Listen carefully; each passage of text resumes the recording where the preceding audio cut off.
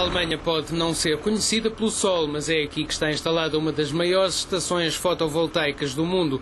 Esta central, a 200 km de Berlim, deve estar operacional daqui a 2 anos. Os meteorologistas agradecem o sol desta região, mas não foi só por isso que a antiga RDA foi escolhida.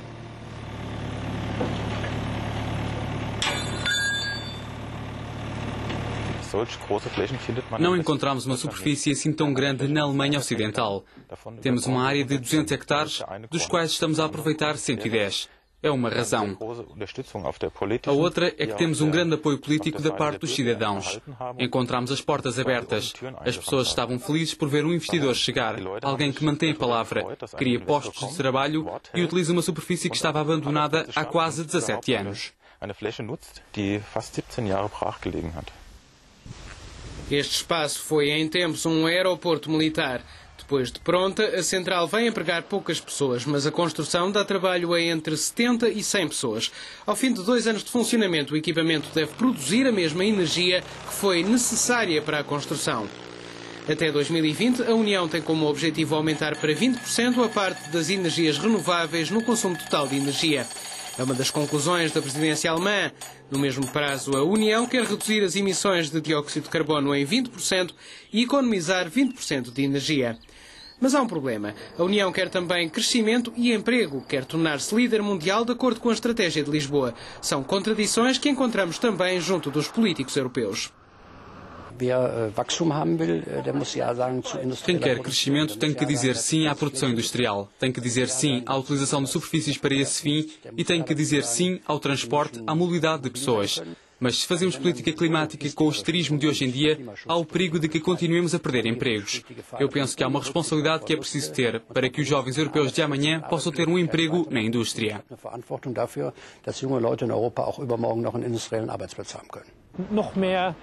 Mais caminhões, mais aeroportos regionais, isso não se coaduna com a proteção climática.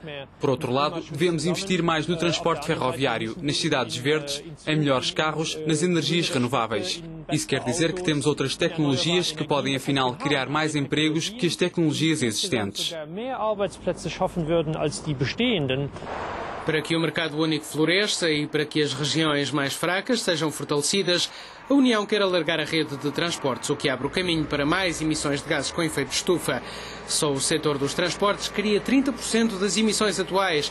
No mercado de emissões, os antigos e os novos Estados-membros batem-se pelas cotas como num bazar. Os novos insistem na necessidade de compensar o atraso, além de que tradicionalmente têm uma política energética baseada no carvão, como explica este eurodeputado polaco.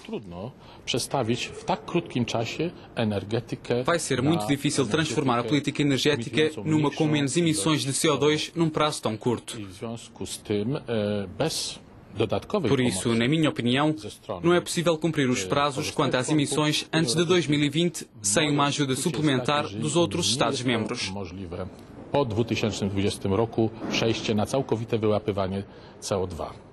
Mais emprego significa também mais mobilidade. É um dos cavalos de batalha da União Europeia e para isso criaram-se mais emissões de gases. Hoje o transporte aéreo é responsável por 3% das emissões.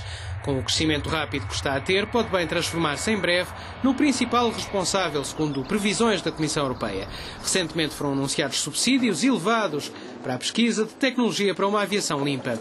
Os eurodeputados e colaboradores do Parlamento Europeu são obrigados a uma mobilidade muito própria.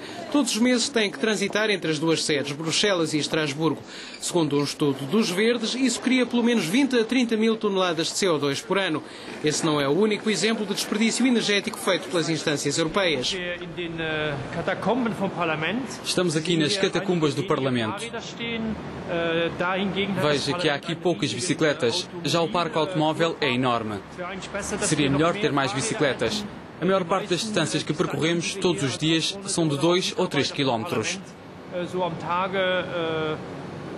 Se não estiver a chover a potes, isso pode fazer-se perfeitamente de bicicleta.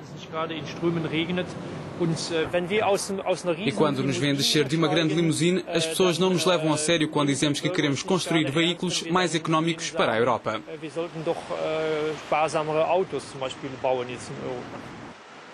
São 8h30 da noite no Parlamento Europeu. As reuniões já acabaram há muito tempo, mas ninguém se lembrou de apagar as luzes nem os aparelhos. Será que a União vai algum dia conseguir conciliar a política climática e o crescimento? Cláudia Kempfert, conselheira do Presidente da Comissão, Durão Barroso, para esta matéria, acredita que sim. Penso que é possível conciliar os dois aspectos. O desenvolvimento das energias renováveis pode dar um grande impulso ao crescimento. Comparado com outras nações do mundo, teremos efeitos positivos no emprego e potenciais de crescimento. Isso não contradiz os objetivos de Lisboa nesses aspectos. Os objetivos de mobilidade são também importantes e é preciso criar novas técnicas de transporte, técnicas sem dióxido de carbono, que tornam possível a mobilidade do futuro, apesar das medidas climáticas. Neste setor fizemos pouco até agora, porque as técnicas ainda não existem. Os primeiros passos já foram dados, diz com algum otimismo o deputado dos Verdes. No entanto, um outro deputado, Herbert Reul, está cético quanto à nova comissão criada pelo Parlamento. Gostaria que a abordagem fosse feita mais a fundo, uma vez que há posições muito diferentes entre os cientistas sobre a questão, causada pelo dióxido de carbono e outros fatores. Isso vai ajudar-nos a refletir. Vai fazer-nos a pergunta se vale mesmo a pena gastar todos estes recursos na luta contra as emissões de CO2. Pode ser que tudo isso tenha um efeito limitado. Em Potsdam, os cientistas medem a temperatura de forma contínua desde há mais de 100 anos.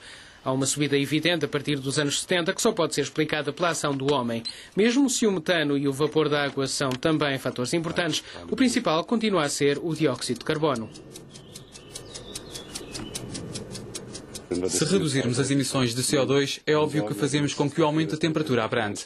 Assim podemos refletir sobre as estratégias de adaptação, por exemplo, como é que vamos reagir a um aumento de 2 graus na Alemanha nos próximos 50 anos. Já Stefan Ramstorff, um outro meteorologista, insiste que a redução de 20% não é suficiente para limitar o aquecimento a 2 graus em 50 anos.